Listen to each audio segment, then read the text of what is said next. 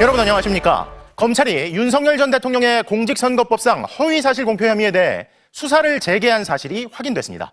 대선 후보 시절 김건희 여사의 도이치모터스 주가 조작 의혹과 관련해 했던 발언이 허위인지를 두고 2년 7개월 만에 고발인 조사에 나선 건데요. 이 사건 공소시효는 약 3개월 남았습니다.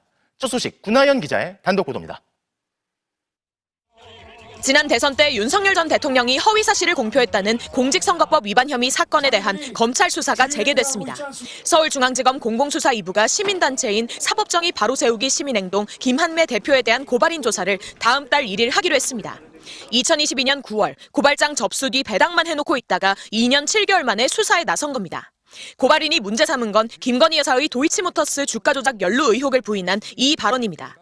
2010년에 제가 결혼하기 전에 이 양반이 골드만삭스 출신이라고 해서 한 4달 정도 맡겼는데 손실이 났고요.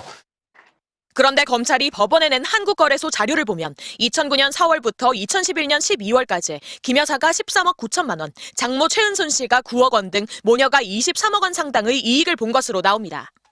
또 넉 달 정도 맡겼다고 했는데 김 여사 명의 6개 계좌가 2010년 1월부터 2011년 3월까지 15개월간 도이치모터스 주식 거래에 동원된 것으로 확인됐습니다.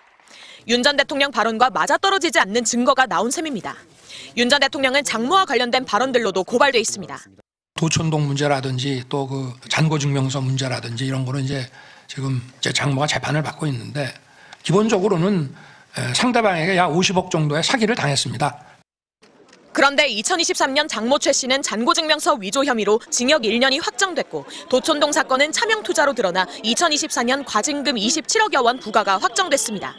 공직선거법 위반 사건 공소시효는 선거일 이후 6개월이지만 대통령 재임 기간은 중단됩니다. 윤 전 대통령 파면으로 멈췄던 시계바늘이 돌아가기 시작한 건데 공소시효는 오는 8월 초까지 3개월 남짓 남았습니다.